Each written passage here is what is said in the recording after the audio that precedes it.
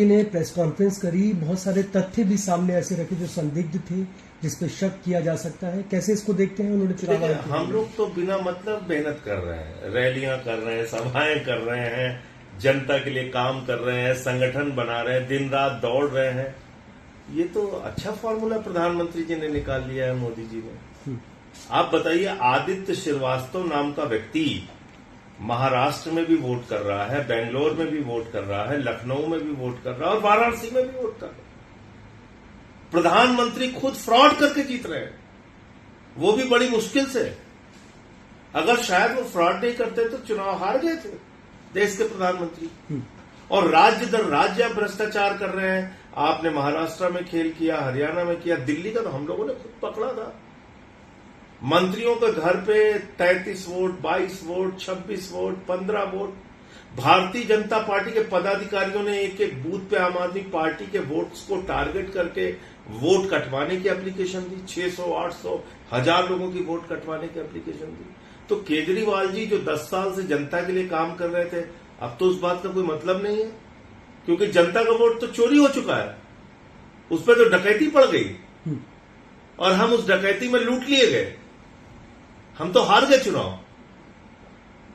तो ये तो एक बहुत बड़ा चुनावी घोटाला है। और एसआईआर में भी यही हमने बिहार में देखा कि भाई 65 लाख वोट आपने काट दिया। 40 लोग जो मर चुके हैं, एक बूथ पे आपने उनके वोट बना दिए। जिनके श्राद्ध में केंद्रीय मंत्री गिरिराज सिंह शामिल हुए हैं, उनके आपने वोट बनवा दिए। मरे हुए लोगों के फॉर्म जमा कर दिए। कुत्ते का निवास प्रमाण पत्र बन गया।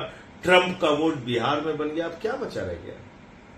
तो अब तो मुझे लग रहा है कि इस देश में एक बहुत बड़ा जन विद्रोह होने वाला है चुनाव आयोग के खिलाफ और नरेंद्र मोदी जी के खिलाफ। क्योंकि अब जो आज कांग्रेस पार्टी के नेता राहुल गांधी जी ने जो खुलासा किया, इसके बाद तो अब कुछ बचता ही नहीं। मतलब एक ही व्यक्ति 4 राज्यों में जाके वोट कर रहा है। ये तो गजब का घपला है। इसी ओर तो ममता बनर्जी जी ने भी इशारा किया था कि हरियाणा का आदमी जाके बंगाल में वोट कर रहा है, उसका वोट बंगाल में भी बन रहा है, वही वोट हरियाणा में भी दे रहा है। तो ये तो गजब का जबरदस्त तरीके का घोटाला चुनाव आयोग कर रहा है। फिर काम करने का क्या मतलब रह गया? जिस राज्य में आपको मोदी जी चाहेंगे जिता देंगे, जहां चाहेंगे हरा देंगे। जब तक वो जीवित हैं, उनके हारने का प्रश्न ही नहीं है। उनको आप एक भी वोट मत डालिए, उनको वोट पड़ जाएंगे। तो ये तो मुझे लगता है कि आज तो बड़ा हैरान करने वाला तथ्य सामने आया है। और अब इसके बाद देश में चुनाव की विश्वसनीयता और चुनाव आयोग की विश्वसनीयता पूरी तरीके से खत्म हो गई है।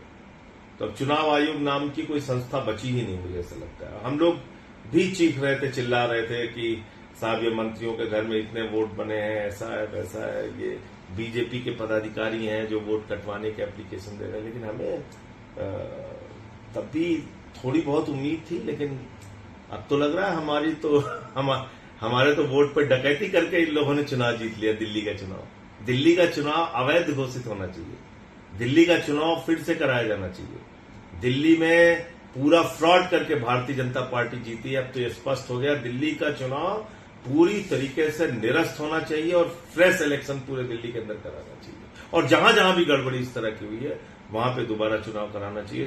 चुनाव रद्द होना चाहिए, वरना अब लोकतंत्र का और चुनाव का कोई मतलब नहीं बचेगा।